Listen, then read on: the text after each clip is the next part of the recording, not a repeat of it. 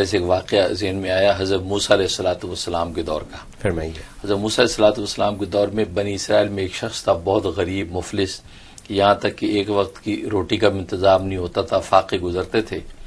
ایک مرتبہ وہ چلا جا رہا تھا تو راستے میں حضرت موسیٰ علیہ السلام مل گئے. اب انہیں دیکھا یہ تو پیغمبر ہیں، اللہ کے کلیم ہیں، اللہ سے ہم کلام ہوتے ہیں. تو اس نے درخواست کی کہ آپ اللہ کے یہاں جا رہے ہیں ہم کلام ہونے، تو میری ایک فریاد اللہ کے دربار میں رکھ دیں، وہ یہ کہ اللہ نے میری تقدیر میں جتنا رزق لکھ رکھا ہے وہ سارا اکٹھا ہی دے دے مجھے. اچھا.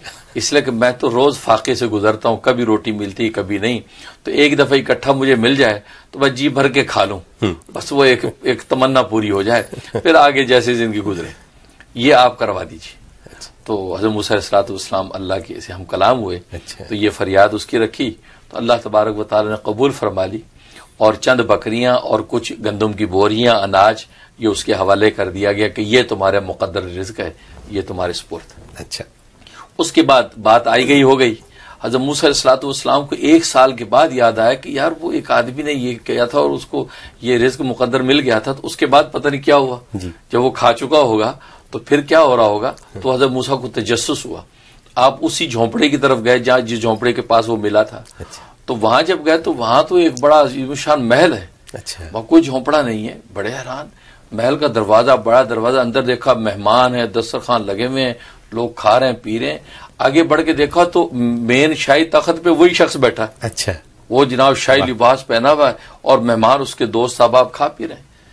بڑے حیران ہو کہ یا اللہ یہ وہی آدمی ہے، اس کو مقدر رزق تو چند بوریاں اور چند بکریاں تھی، یہ کیا ہو رہا ہے. فوراً اللہ سے ہم کلام رب ذوالجلال یہ کیا ماجرا ہے، اس کا مقدر رزق تو مل گیا تھا اور یہ آدمی آج تو یہ شاہی خزانے لے کے بیٹھا. تو اللہ تبارک و تعالی نے فرمایا کہ اصل میں اس نے میرے ساتھ تجارت کی تھی. اچھا. اور تجارت میں اس کو نفع ہوا. واہ. تو حضرت موسیٰ علیہ السلام نے کہا رب ذوالجلال کون سی تجارت کا؟ تجارت اصل میں اس نے یہ کی تھی کہ اگر یہ خود اپنے ذات پہ خرچ کرتا تو اس کا اتنا ہی تھا جتنا میں نے دیا تھا، وہ ختم ہو جاتا. لیکن اس نے میرے ساتھ تجارت یہ کی، اس نے غریبوں کو بھی کھلانا شروع کر دیا، مہمانوں کو کھلانا شروع کر دیا، دوستوں کی دعوتیں شروع کر دی. تو نتیجہ کیا ہوا، میری سنت یہ ہے کہ جب میرے لیے جب 1 روپیہ خرچ کرتا ہے تو میں اس کو 10 گنا دیتا ہوں. لہٰذا اس کے اندر میں جو ملٹی پلائی ہوتا جا رہا ہے یہ سارا رزق، یہاں تک کہ آج اس کے بعد محلات ہیں اور سونے چاندی کی تجوریاں ہیں کہ وہ تھوڑا جو ملٹی پلائی ہوا.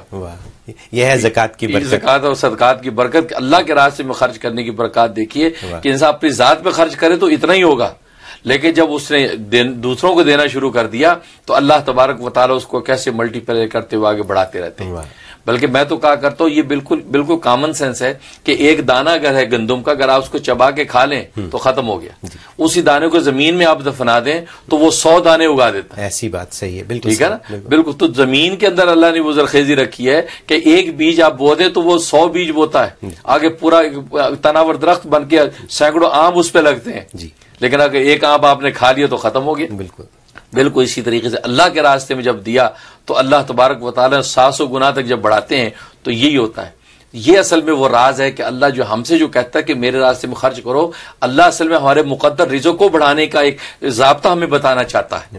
اس کے نتیجے میں وہ مال بڑھتا ہے. بعض نالائق لوگ یہ کہتے ہیں جی ہم اپنے خون پسینے کی کمائی غریبوں کو کیوں کھلا دیں بھائی، ہم کھائیں گے ہمارے بچے کھائیں گے بھائی. بس پھر وہ ان کا صورتحال وہی ہے کہ وہ چند بوریاں چند بکریوں پر ہی رہ جائیں گے، وہ آگے نہیں بڑھیں گے، تجارت نہیں ہوگی.